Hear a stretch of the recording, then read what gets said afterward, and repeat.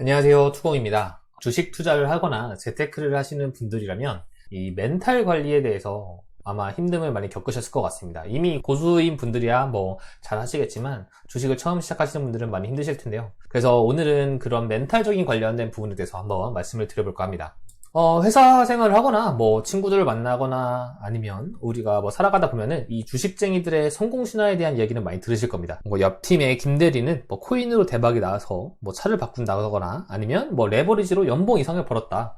뭐 이런 것들 많이 들으실 거예요. 나는 묵묵하게 그냥 S&P 500만 투자를 하고 있는데 이런 이야기를 들으면 사실 속이 쓰립니다. 밥맛도 떨어지고요. 나 혼자 뒤처지는 건 아닌가? 괜히 지수 같은 재미없는 거 사서 벼락거지가 되고 있는 거 아닌가라는 자괴감이 드는데요. 누구나 느낍니다. 사실 이런 배 아픔을 느끼지 않는다는 게 조금 이상한 얘기죠. 그런데 이렇게 속이 아픈 거는 사실 당연한 겁니다, 여러분. 미국에 있는 어떤 교수가 연구를 했는데요. 나만 거지가 되는 것 같으니 소외에서 발생되는 사회적인 고통과 실제로 뭐 정강이를 걷어차인다든가 해서 오는 이런 신체적 고통을 느낄 때 그 뇌에서 자극을 받는 부위가 똑같다고 합니다. 즉 우리가 속이 좁거나 소인배라서 속이 아픈 게 아니라 뇌 쪽으로 우리가 소외를 느끼면 이 아픔은 당연한 거라고 해요. 그런데 우리가 문제인 건 이렇게 자괴감을 느낄 때 우리는 조금 무모한 투자를 하거나 운에 기댄 투자를 하면서 결국은 좋지 않은 순간으로 빠지게 되잖아요. 그래서 이런 순간들을 잘 견디는 게 필요한데 그런 거를 어떻게 하면 좋을지 저의 개인적인 생각들을 한번 공유 드려볼까 합니다. 우리가 S&P 500이나 지수에 투자를 하는 이유는 장기 투자를 하기 위함이잖아요. 장기 투자를 갔을 때 그래도 좋은 시장의 흐름에 탑승을 해서 시장만큼의 수익률을 얻을 수 있다라는 걸 바라고 기대를 하면서 투자를 하게 되는데요. 사실 우리가 생각하는 장기 투자의 길은 이렇게 완만한 곡선을 그리면서 목표까지 가는 방법일 겁니다. 하지만 실제로 이 목표에 도달하기 위해서는 수많은 풍파를 겪어야 됩니다. 세상이 언제 어떻게 변할지 모르거든요. 요즘처럼 뭐 미국의 어떤 한 인물의 말 한마디로 시장이 휘청거리기도 하고 전쟁이 날 수도 있고 아니면 코로나처럼 질병 때문에 세상이 하루아침에 많이 바뀔 수가 있습니다. 그래서 이런 목표까지 가는 길에 엄청난 풍파들을 많이 겪게 되는데 이거를 다들 생각을 잘 못하게 되죠. 결과만 많이 바라보게 되니까요. 실제로 뭐 어떤 종목인지는 잘 모르겠습니다만 결국에 우리는 여기서 처음에 투자를 했다면 마지막에 엄청난 수익률을 거두면서 모두에게 자랑할 만한 성과를 얻었을 겁니다. 하지만 중간중간 보면 이렇게 마이너스 70%를 겪는 경우도 많이 있어요. 만약에 고점에서 1억이었는데 70%를 하락해서 3천만 원이 된다면 이 구간을 과연 견디는 사람이 얼마나 됐을까요? 끝에 가서 자랑하는 사람만 보고 모두가 이것을 견뎠을 거라 생각을 하겠지만 사실 이 하락과 상승을 반복하는 과정 중에서 떨어져 나가거나 손절하고 떠난 사람들이 더 많을 겁니다. 즉 우리는 100%를 모두 보는 게 아니라 90%의 손절자는 소리 소문 없이 사라지게 되고 성공하는 10%만 남아서 이 이야기만 듣게 되는 거예요.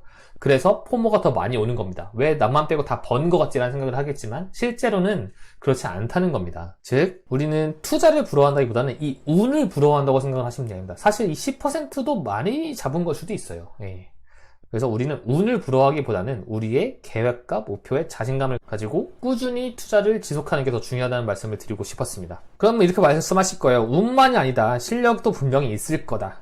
당연합니다. 실력적으로 주식을 잘 하시는 분들도 많으실 거예요. 하지만 그거는 정말 더 소수일 겁니다. 냉정하게 보면 우리가 월가의 전문가들 있잖아요. 이 월가의 전문가들, 주식의 전문가들도 S&P 500 시장을 이기는 건 사실 쉬운 얘기는 아니에요. 헤지펀드들의 평균적인 수익률과 S&P 500 인덱스의 수익률을 비교했을 때 2022년을 제외하고는 S&P 500이 모두 이겼습니다. 물론 헤지펀드들 중에서도 잘하는 헤지펀드 같은 경우는 엄청난 수익률을 올렸을 거고 그렇지 못한 사람들도 있겠지만 흔히 투자를 하는 저를 포함해서 많은 사람들을 일반인이 투자하는 것보다는 뭐 헤지펀드 사이에 있는 사람들이 전문가일 거 아니에요. 그런 사람들도 사실 시장 수익률을 이기는 건 쉽지 않다는 겁니다. 스피바라는 리포트 차트가 있는데요.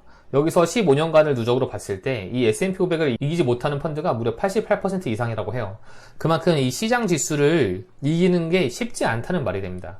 실력이 있다고 해서 무조건 좋은 수익률을 보장한다는 건 아니라는 얘기죠.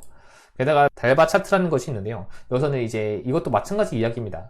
30년 동안 이 누적으로 봤을 때 이 시장을 이기기가 정말 쉽지 않다는 것을 또 확인하실 수가 있습니다. 옆에서 주식 수익률을 자랑하는 사람이 있습니다. 그 사람보다 우리가 운이 좋다고 확실하게 말할 수 있을까요?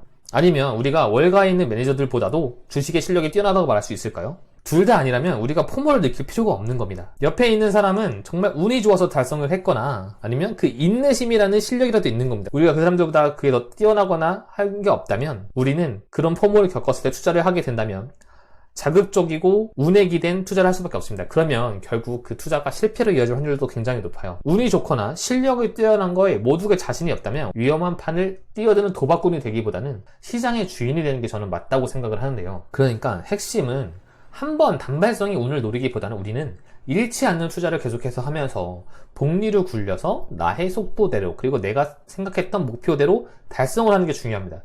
내가 처음에 생각했던 목표만 달성해도 엄청난 거잖아요, 사실. 그래서 옆 사람의 투자는 축하해주고 우리는 계획대로 잘 가고 있다라고 계속 생각을 해주는 게 멘탈 관리에 굉장히 도움이 될 것 같습니다.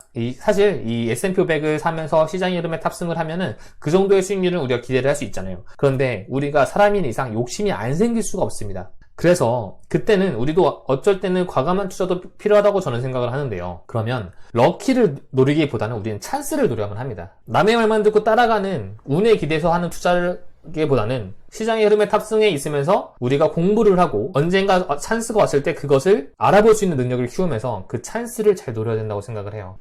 그렇기 때문에 옆에서 운으로 번 사람을 부러워하기보다는 우리는 우리 식대로 나만의 방식대로 꾸준히 돈을 불려나가는 거에 대해서 더 집중을 해야 된다고 생각을 합니다. S&P 500이 얼마나 안전하냐 이거는 사실 사람마다 다르게 생각을 한다고 해요. 하지만 투자의 귀재인 워렌 버핏도 채권을 사는 것보다는 S&P 500을 고른다고 했어요. 채권이란 건 정말 안정적인 투자의 대명사잖아요. 근데 그것보다 S&P 500을 고른다고 하는 건 그만큼 S&P 500은 안정감과 수익률을 다 가져다 주는 거라고 저는 생각을 하고 있습니다. 사실 이 S&P 500이 긴 시간 30년, 50년을 봤을 때 연평균 10% 정도의 수익률을 가져다 준다고 해요. 이 10%의 복리의 힘이 사실 얼마나 큰지 그리고 어느 정도인지는 모두가 잘 모르실 거라고 생각을 합니다. 직접 계산을 해보지 않으면요. 그래서 거치했을 경우도 계산을 해보고 그리고 월에 얼마씩 적립을 했을 때 불어날지도 생각을 해보면 우리가 이 복리의 힘을 더 느낄 수 있고 이것을 더 키우기 위해서 수익률을 올리거나 아니면 재테크에 투자를 하는 금액을 올리거나 라는 식으로 고민을 할 수 있을 것 같아요.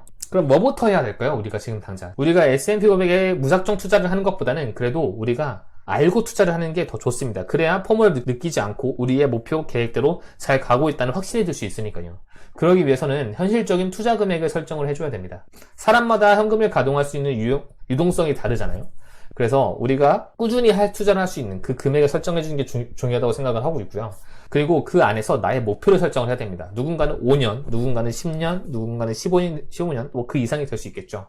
그렇게 나의 인생에 대한 재테크에서 나의 뼈대가 되어줄 돈을 굴려가면서 복리로 계산을 해보고 그거에 대한 목표를 미리 설정을 해놓는다면 내가 잘 그 길을 밟아나가고 있다면 지금 당장 옆에서 큰 돈을 운으로 번 사람을 바라봤을 때 폼으로 느끼기보다 내가 생각했던 목표대로 5년 뒤, 10년 뒤의 모습을 그리면서 그 멘탈 관리가 더 좋으실 거라고 저는 생각을 하고 있습니다.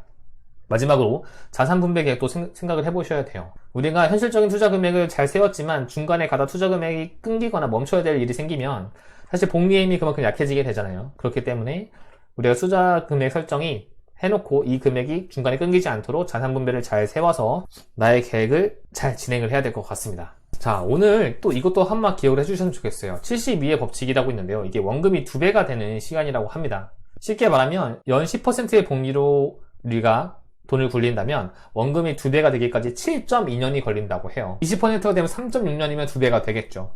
이처럼 수익률을 올리면 올릴수록 우리의 목표는 더 빨라지게 되고 그만큼 시간을 벌고 금액도 더 커질 수 있다고 생각합니다. 그럼 우리가 수익률을 올리려면 더 공부를 하게 되겠죠.